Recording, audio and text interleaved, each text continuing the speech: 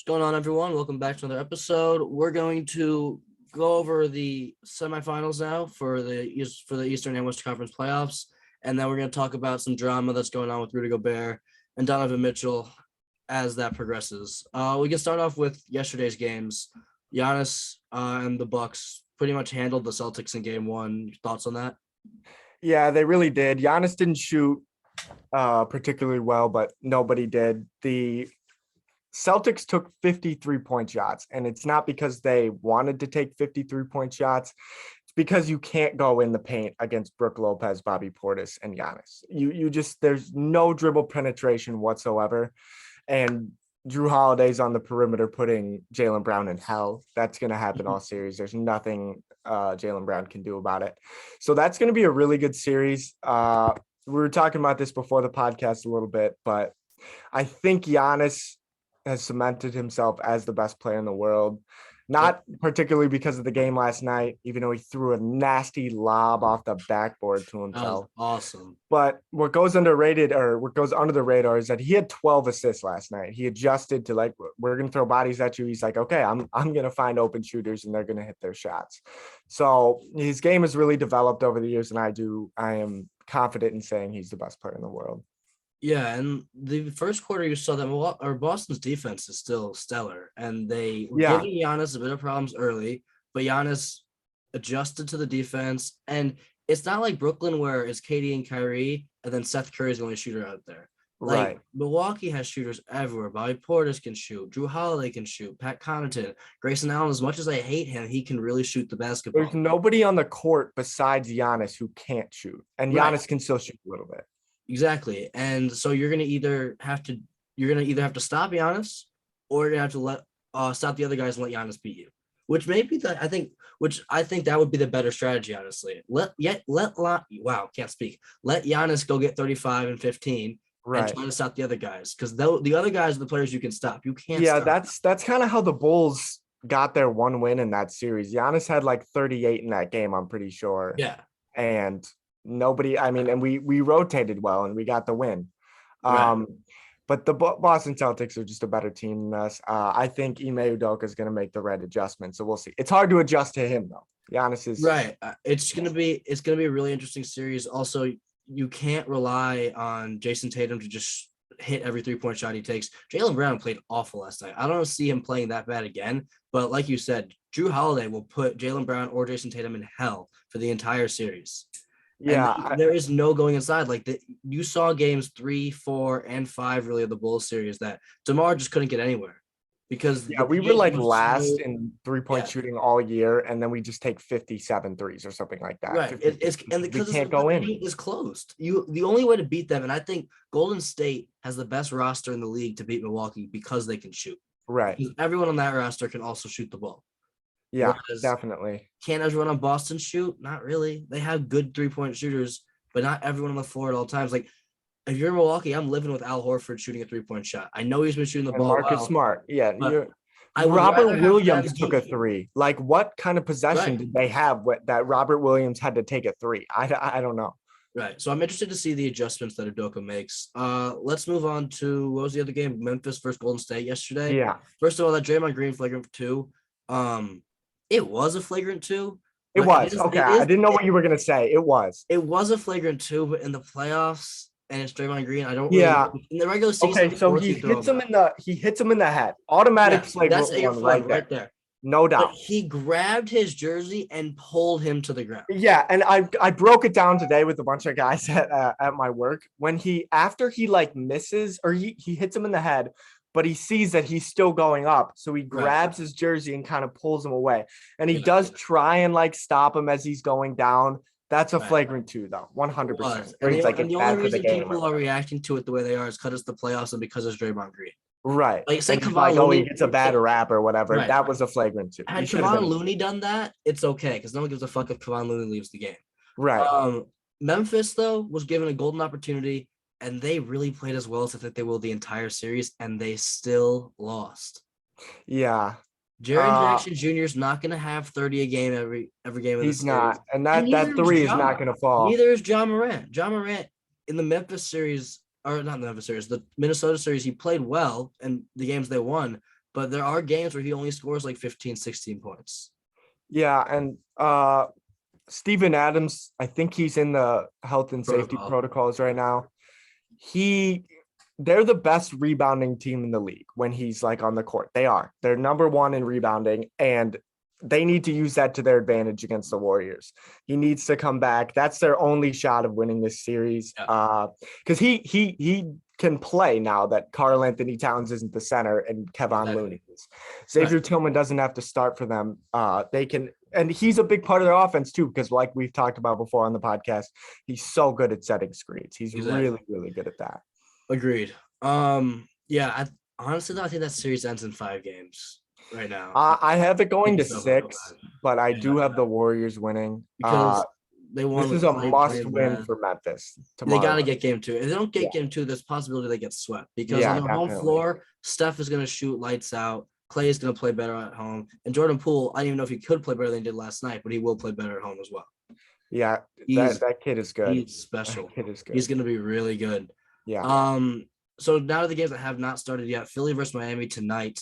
No Joel Embiid for games 1 and 2. I think Miami easily takes game 1 and 2 because of that.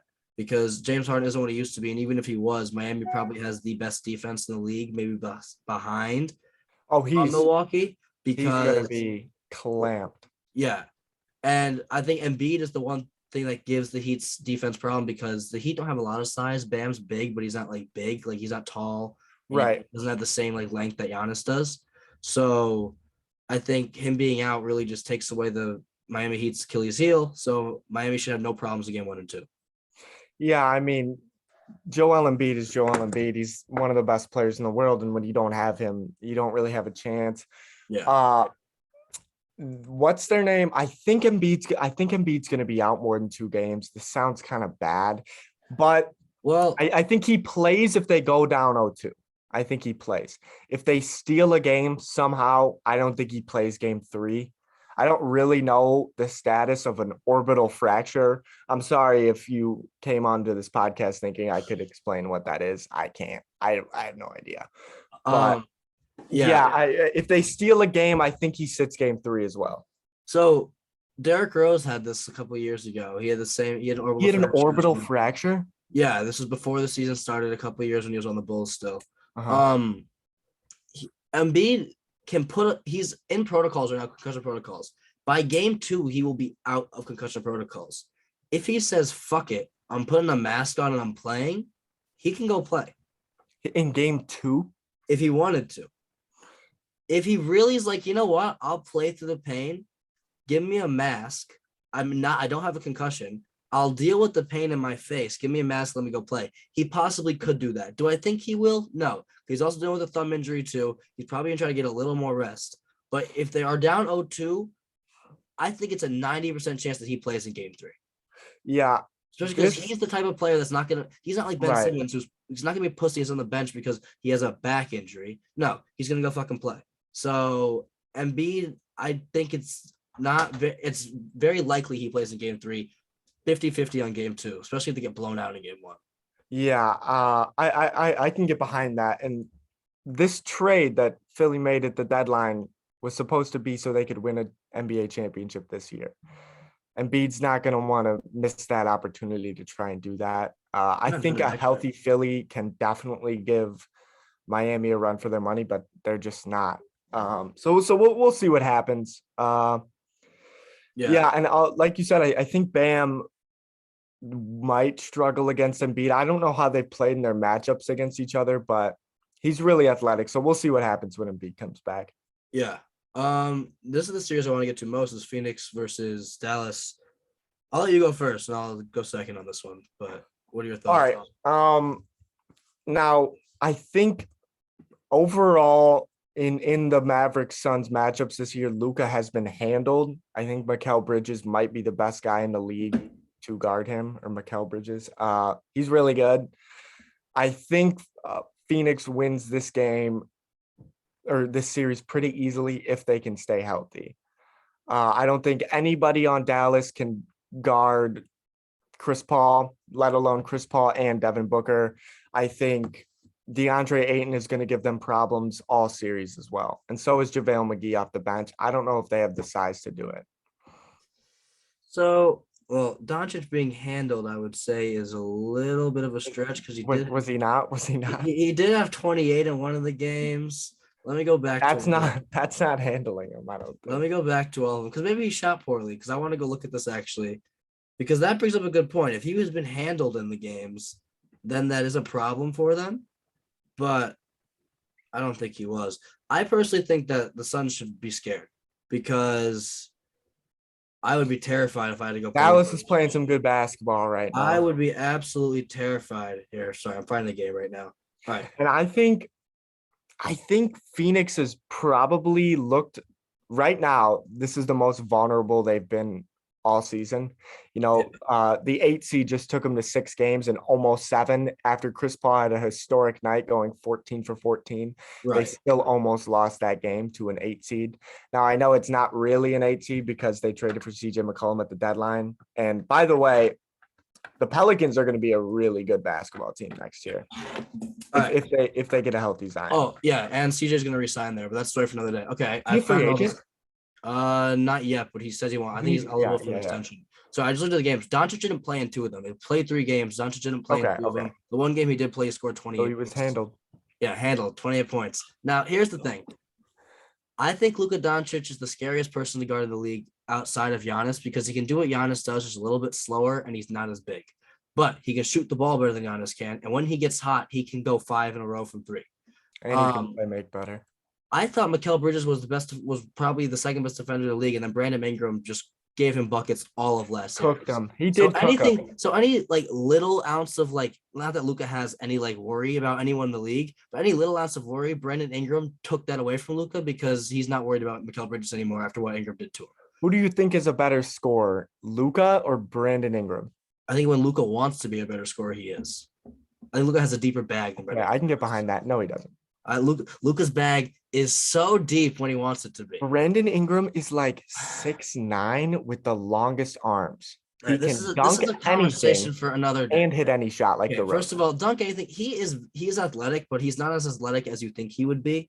But he's so long that it doesn't matter. Pause. Okay. Dallas has. To Dallas's other pieces, Jalen Brunson had a great series against Utah. Playing out of his mind. Expect him to play well again. The other thing is, what are you going to get from Devin Booker? Are you going to get what Devin Booker gave you in Game 6? Because that was terrible. That was pathetic. Absolutely awful. If you need Chris Paul to go 14-14 to barely beat the New Orleans Pelicans, then you're in for trouble if you're going to play against Luka Doncic and the Mavericks. Additionally, Max Kleber comes off the bench. He can shoot. Aiden will not be in the paint at all because Dallas's guys are lob threats or shooters. That's what I was going to say. Maxi Kleber needs to hit every shot so DeAndre Ayton can't play. They need to play Jay Crowder at the 5 to guard him or something like that. They need to play him off the floor. The other problem is you can throw bodies at Luka, but they have shooters all around him. Dorian Finney-Smith can shoot. Jalen Brunson can shoot. Spencer Dinwiddie can shoot. Hardaway's not playing, but yeah. He's out? He's been out the entire playoffs. Oh, my gosh. God, wow. Basketball savant over here. I know. Yeah, so. Oh, my God. Right. There's Kevin Durant dick riders and Giannis dick riders. I'm a big Luka dick rider, so I'm going to live and die with Luka this series. I have Dallas in 7. Just because I think Luka's that guy. Really? Okay, a lot of people had New Orleans in 6 or 7 last year. No Booker went out, but who had New Orleans in 6 or 7? Once Booker went down. Okay. But I think that Dallas is a much better team than New Orleans was without Zion. Because I think Luka makes everyone else around them so much better. And I also think that it's gonna be Chris Paul's gonna need to play like he did in the good games of last series. He doesn't need to go 14-14, but he can't just average his 14 and 12 assists. It's not going to be enough. I agree. I would rather see the Mavericks win the series. I still have Phoenix in 5. It also makes more fun. It makes it more fun to have the Mavericks win the series. I love CP3 and I want him to get a ring, but I'd rather see Luka win and go play the Warriors, who he has. Yeah, I agree. As long as Jason Tatum doesn't get a ring, I'm fine. I hate Jason Tatum. Not because of Jason Tatum. I love Jason Tatum's skill set, great human being. His son and him are adorable together. Love all that. I can't stand Jason Tatum fans. all of you can go kill yourself. Fuck all of you. Go die in It's a hole. I so hate Jason Tatum fans. You guys are so annoying. You guys see him play one amazing series against Kevin Durant. You're like, oh, he's better than Kevin Durant. Oh, he's a top 10 player. He's gonna be top 10 player all the time. Shut the fuck up. You guys are. I know. He's 19. He's still 19. Like he's not. He's young as fuck. Give him time. You guys are putting so much expectations on him already and saying all this shit that makes you sound like dumbasses. I don't know. I hate all He's you. really good. And like from a non-biased perspective, he's a top 10 player in this league now. Right. I think he's established and definitely deserved that. And I mean, he's picked up his defense as well. I don't think he was the primary defender on Giannis, was he? No, but there was a great clip of him trying to guard Giannis in the post, and he just tripped over Giannis's knee because he's too small. Yeah, that's but all of Boston is too small. But for all you Boston fans that think Jason Tatum is, he can guard anyone in the league. No, he can't. No one can guard Giannis, but he can't guard anyone in the league. He did a great job against Kevin Durant, but that was with help of 3 other guys behind him.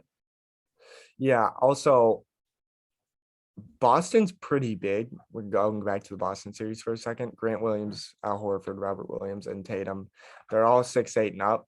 Like, this is the team to stop Giannis, or at least it's built like it, right? And he just rested his nuts on their forehead last night. Yeah, but we had Caruso guarding this man last series. And what are we supposed to do? We're not supposed to do anything. But he Shout gave out the Bulls. to the we're getting Gobert. He gave. Oh yeah, actually, we'll move into that right now. Good segue. Gobert pretty much just said today to make it him or Mitchell, and Utah's definitely gonna pick Donovan Mitchell. I mean, Gobert's comments were a little dumb. He's like, yeah, Mitchell's losing his defensive ability is lackluster, and he's losing his explosiveness. He said that. He actually said that. Yeah, I was like, I gotta find the quote. I think Everything Bulls posted it today.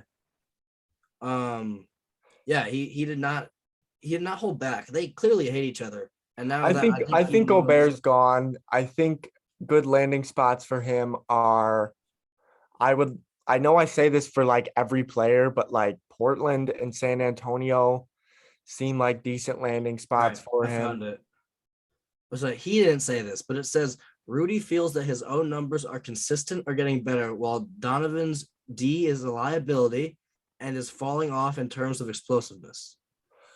I don't really necessarily agree with that second part. Donovan Mitchell plays absolutely zero defense. He just does not care. Like half the league though, so that's not surprising. Yeah.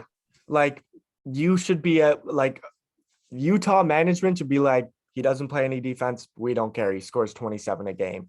We're going to bring in a Patrick Beverly to play next to him. Yeah, I would do that. But here's the thing is he's gone. Gobert's gone. The problem is his contract. If he was on a contract that was like 4 years, like 150 million, that instantly makes him much more valuable to his 5 years, 210 million.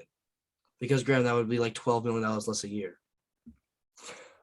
Right. And that's still because Rudy Gobert is worth $25-30 million with just his defense.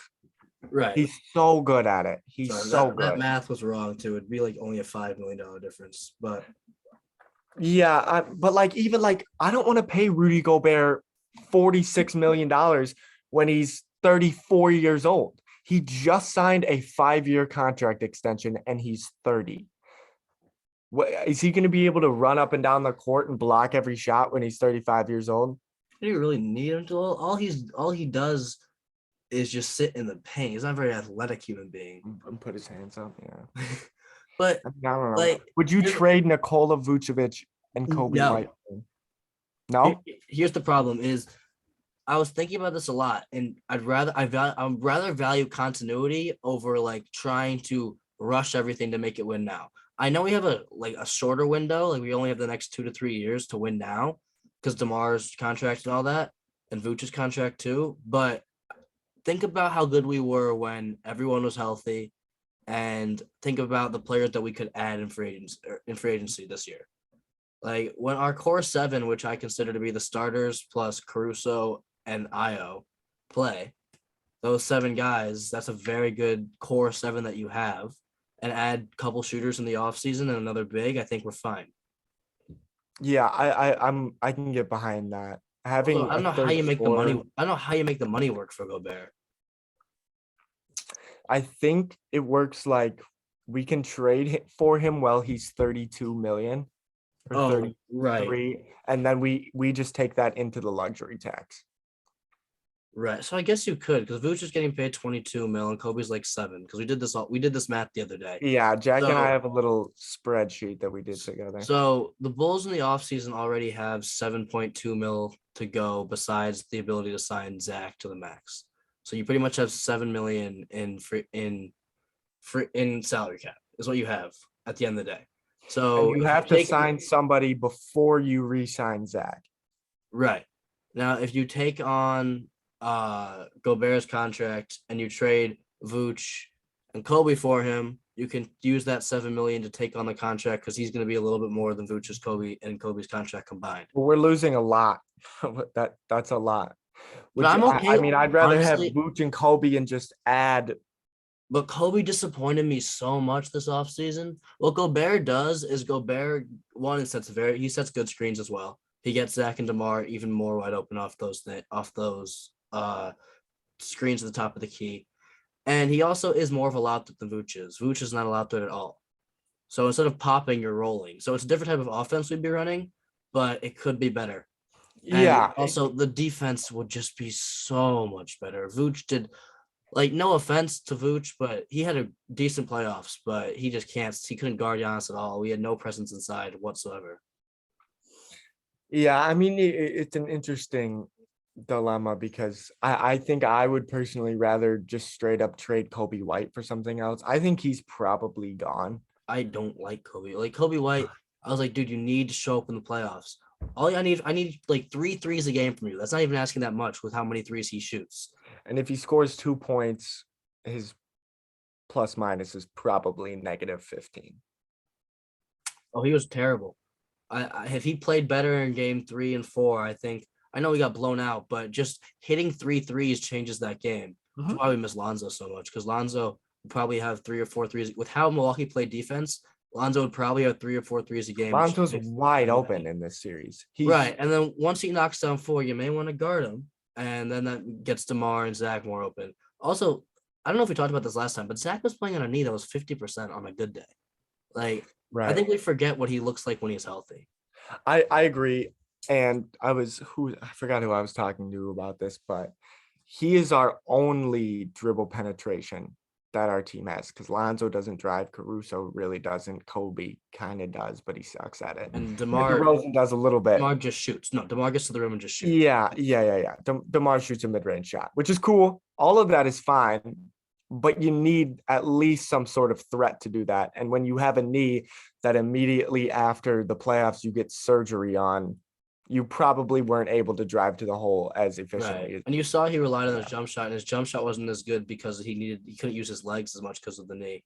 But let's just end quickly talking about I just love talking about Boston right now because they lost last night. How many games do you see the series going? I do think Boston's going to take the next game. Because we had Boston. I think you and I both had Boston in 7 actually in the last episode. Yeah, I expected them to come out and win game 1. I thought they were gonna play a lot. I thought they're not going to score 89 points tomorrow. They're not going to. No, I agree, but I don't think Milwaukee only scores 101 either. Like that's also true. Like Giannis gonna shoot 9 of 25 again? No. I still think Boston's going to take game 2. I agree. I think Boston takes game 2, but I think it's close. I think that game's like 117 to like 110. I could get behind that. I'm going to go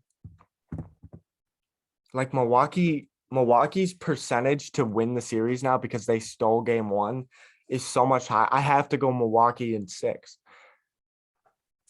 I'm gonna stick with Boston 7, but not because I want them to win, only because I don't want to jinx myself. I'll go Milwaukee in 7. Okay, because I think that Udoka will make the necessary adjustments because I think he is a top 5 coach in the league, like I continuously say. But the problem is you can't really adjust for Giannis. You gotta hope that the players around him don't make shots.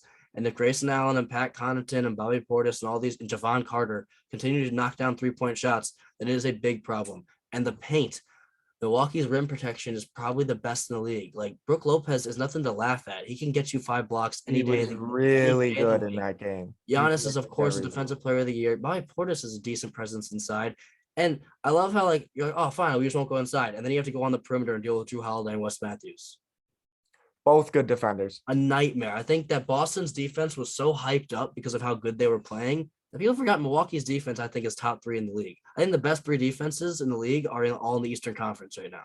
That's Yeah, Miami, Boston, and Milwaukee. and I remember we were talking earlier in the year. We were like, Milwaukee's defense is not looking that good, and it's because Brook Lopez wasn't playing. Yeah, he changes That things. is just the combination of those two inside. You can't go in. Right. I did not know Brook Lopez was even near good. He doesn't even block. He had like 3. I think he had 3 blocks, but he must have deterred 15 Yeah. shots.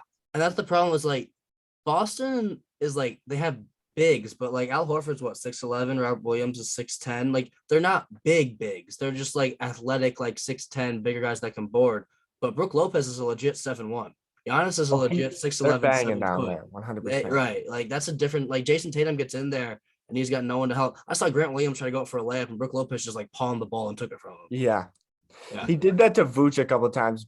Vooch tried his like pussy baby hook, and Brook Lopez was like, "Nah, dude, give me All that." right, well, yeah, that'll be. I just can't wait to watch that series. I hope they lose, and then I'll have Jack Duffy come in this episode. Yeah, Jack Duffy, if you made it this far, on this podcast. If you guys lose, come on. Yeah. I've been dealing with your damn slam. Jack Duffy, come. We'll playoff. feature you on the podcast after they lose, and you will get out argued by us. You get so out badly argued by us all the time anyway, but you just give us so much slander because your team's still winning. It's just I not, know. it's not our fault that our team's not as good as yours. But We can't Milwaukee, do they anything are. about it. All right. Thank you guys for tuning in. We'll see you guys next time. Remember to subscribe and like the please video. do. And check out the TikTok. We have a lot of unique videos coming up on there soon. You definitely Yeah, wanna we check those do. out. We do. Yeah, We got some special stuff prepared. All right. See you guys.